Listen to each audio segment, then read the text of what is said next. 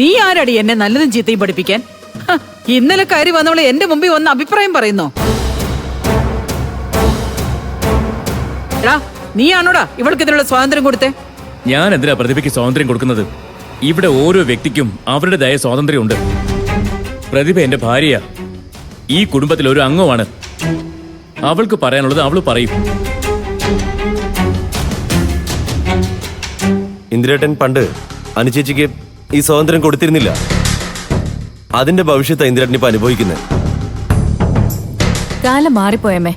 അനുപമേട്ടത്തെ പോലെ ഒരു മരുമകളെ ഒന്നും അമ്മയ്ക്ക് ഇനി കാണാൻ പോലും പറ്റില്ല. അതുകൊണ്ട് ഇനിയെങ്കിലും കിട്ടിയതുകൊണ്ട് തൃപ്തിപ്പെടാൻ തയ്യാറാവണം. ഇല്ലടി, അങ്ങനെയൊന്നും നിങ്ങളുടെയൊക്കെ മുമ്പിലും ഈ സുശീല തോറ്റു തരാൻ ഉദ്ദേശിച്ചിട്ടില്ല. ദേ, എന്റെ കുടുംബത്തെക്കുറിച്ച് എനിക്ക് എന്റേതായ നിലപാടും അധികാരവും ഉണ്ട്. മരണം വരെ സുശീല അങ്ങനെ തന്നെ മുന്നോട്ട് പോകാനും ഉദ്ദേശിച്ചിട്ടുള്ളൂ.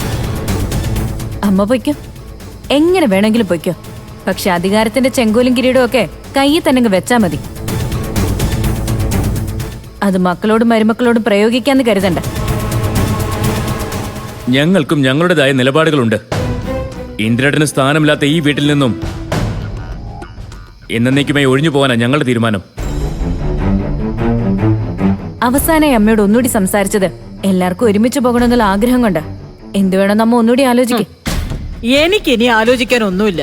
എല്ലാം ആലോചിച്ച് തന്നെ ഞാൻ ഇതുവരെ മുമ്പോട്ട് പോയതും പോകുന്നതും. എടുത്തു ചാടി വല്ല അബദ്ധത്തിലും വീഴാതിരിക്കാൻ എന്റെ മക്കളൊന്ന് ആലോചിച്ചാൽ മതി.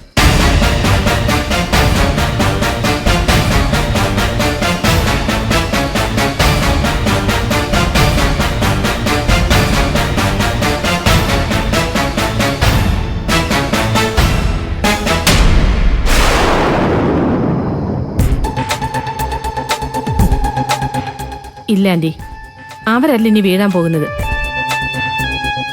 മനസ്സും കാലും ഇടറി വീഴാൻ പോകുന്നത് ആന്റിയാ. ആന്റിയെ ഇനി സൂക്ഷിക്കേണ്ടത്. അതെന്താ ഹർഷ നീ അങ്ങനെ പറയുന്നത്? ഇതിലും വലിയ പ്രതിസന്ധികൾ നിഷ്പ്രയാസം ഞാൻ മറികടക്കുന്ന കണ്ടതല്ലേ നീ. പിന്നെന്താ ഇപ്പോ? ഇപ്പോഴാ ആന്റി കളി കാര്യമായി തുടങ്ങിയത്. അമ്മ പോയാലും എത്രത്തോളം പോകുമെന്ന് മക്കളും മരുമക്കളും മനസ്സിലാക്കി കഴിഞ്ഞു. അതുകൊണ്ട് അവരവരുടെ തീരുമാനം ആന്റിയുടെ മുന്നിൽ വന്നതെന്ന് പറഞ്ഞത്. അവരാരും ഇന്ദ്രനെ പോലെ അല്ലെന്നുകൂടി ഓർക്കണം. സത്യൻ പണ്ടേ വെട്ടൊന്ന് തുണ്ടൻ രണ്ടെന്ന നിലപാടുള്ളവനെ. ശ്യാമിന്റെ കൂടെ കൂടി സോനയും ഇപ്പൊ അവരുടെ ഒരാളായി കഴിഞ്ഞു. പിന്നെ പ്രതിഭ, അവളെ കുറിച്ച് ഞാൻ പറയണ്ടല്ലോ. വന്നപ്പോ തൊട്ട് അവൾ അനുപമയോടൊപ്പം ചേർന്ന് ആന്റിയെ തോൽപ്പിക്കാനല്ലേ അവൾ ശ്രമിച്ചിട്ടുള്ളൂ. അതിന് ഞാൻ എന്ത് ചെയ്യണമെന്ന് നീ പറഞ്ഞോണ്ടിരിക്കുന്നത്? ഇന്ദ്രനെ ആന്റി കൈവിട്ട് കളയരുത്. അവൻ മാത്രമേ ആന്റിയുടെ കൂടെ ആത്മാർത്ഥമായിട്ട് നിൽക്കൂ. ഇതുവരെ അങ്ങനെ ആയിരുന്നു എന്ന് ആന്റിക്ക് അറിയാലോ. ഇനിയും ഇന്ദ്രനെ ആന്റി തിരിച്ചു വിളിക്കുകയാണെങ്കിൽ അവൻ അടിമയെ പോലെ ആന്റിയുടെ കൂടെ വന്ന് നിൽക്കും. ഇല്ല ഹർഷേ, ഞാൻ ഇനി വീണ്ടും പോയി അവനെ തിരിച്ചു വിളിക്കില്ല.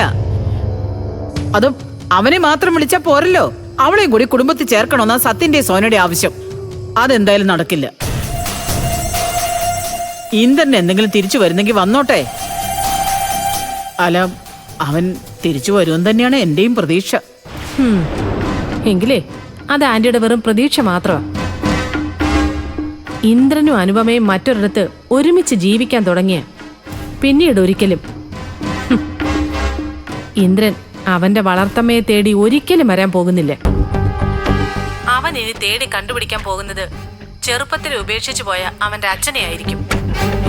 അച്ഛനിലൂടെ അവനെ അവന്റെ പെറ്റമ്മയെ കണ്ടുപിടിക്കാൻ നോക്കും. അവന്റെ മനസ്സിനെ അനുപമ ആ രീതിയിൽ പാകപ്പെടുത്തിയെടുക്കാൻ ഇപ്പോഴേ ശ്രമം തുടങ്ങിയിട്ടുണ്ടാവും. അതിലവൻ വീണ് കഴിഞ്ഞ സുശീല എന്നൊരമ്മ ഇന്ദ്രന്റെ മനസ്സിലേ ഉണ്ടാവില്ല. അപ്പം ഞാൻ അവരെ വീണ്ടും ഇങ്ങോട്ട് തിരിച്ചു വിളിച്ചോണ്ട് വരണമെന്നാണോ നീ പറയുന്നത്? ഞാൻ അങ്ങനെ തോറ്റു കൊടുക്കണോ എല്ലാവരുടെയും മുമ്പില്?